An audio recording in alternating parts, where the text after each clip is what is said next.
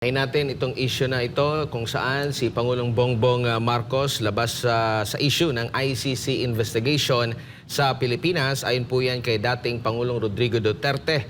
Walang kinalaman si PBBM sa ginagawang investigasyon ng ICC kaugnay sa war on drugs na inilunsad po ng nakaraang administrasyon sa matagal na nanghimasok at ang ICC sa soberanya ng bansa. Ito ang sinabi ni dating Pangulong Rodrigo Duterte sa gitna ng mga umuugong na balita na nasa Pilipinas na mga taga-ICC at nagsisimula ng mag-imbestiga. Ano masasabi mo dito, Attorney? Alam mo naman, no, amo ko itong si dating Presidente Rodrigo Roa Duterte, pero I will beg to disagree.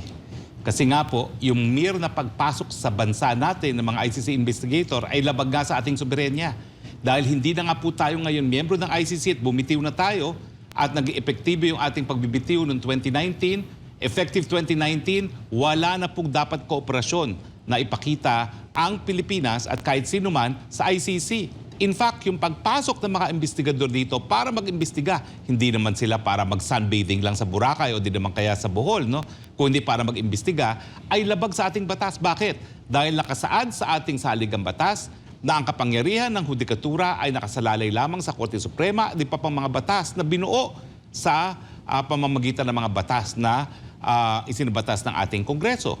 Pati po yung preliminary investigation, yung pag-iimbestiga para madesisyonan kung dapat nga sampahan ng isang tao, yan po ay nasa jurisdiction din ng ating hudikatura. Bagamat, sang-ayon po doon sa Rules of Court, ito po ay susunod doon sa proseso na nakatakda ng National Prosecution Service, no, na ehekutibo.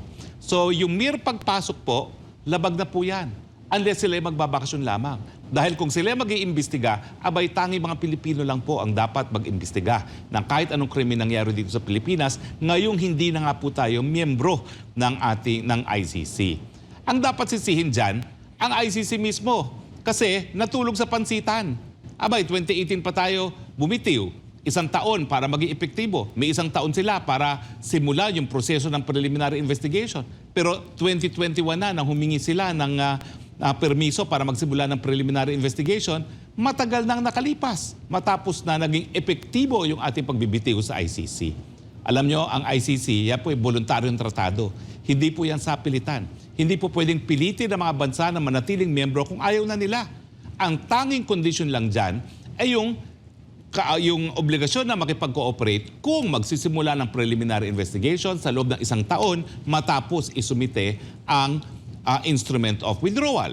Pero dahil nabigo nga po yan, yung prosecutor na yan, na magsimula ng kanyang preliminary investigation bago dumating ang 2019, wala na po na naiwan na siya ng huling biyahe ng Riles, kumbaga. Kaya po, I humbly beg to disagree with my former boss. Hindi po totoo na walang kinalaman ng ating presidente sa pagpasok ng mga investigador. Bilang presidente ng bansa, meron siyang sinumpaang katungkulan na protektahan ang saligang batas at lahat ng mga batas ng ating bayan. At kasama na po yan, yung karapatan ng isang soberenya at malayang independyenteng estado na tanging sila po ang maglitis pag merong mga krimen na nangyari dito sa ating teritoryo. Alam nyo po, napakaseloso ng soberenya at ng jurisdiction. Hindi po yan pumapayag na merong kahati. Ang exception na lang dyan, kung pumayag nga tayo sa pamamagitan ng tratado. Pumayag tayo, pero hanggang 2019 lamang. Beyond 2019, ay hindi na po pwede. So with all due respect, my boss, FPRRD, tingin ko po, sagot pa rin ni Presidente PBBM kung naririyan na nga po ang mga taga-ICC na nag-iimbestiga. At sa tingin ko naman po, imposible na sila yung nag-iimbestiga na walang basbas din or acquiescence. Alam niyo ba yung acquiescence? Hindi nga pinayagan, hindi naman tinutulan. Kasi hindi ko rin maisip kung magsisinungaling yung mga puti pagpasok ng Pilipinas, anong gagawin mo rito? Magsuswimming sa Boracay. Sigurado po ako dyan, sinabi nila, kami po ay taga-ICC. At pinapasok, no? Basta, ang kanilang dahilan, pwede kayo pumasok, hindi namin kayo tutulungan. Mali po yun. Dahil pati yung pagpasok nila para mag-imbestiga ay paglabag na sa ating soberenya.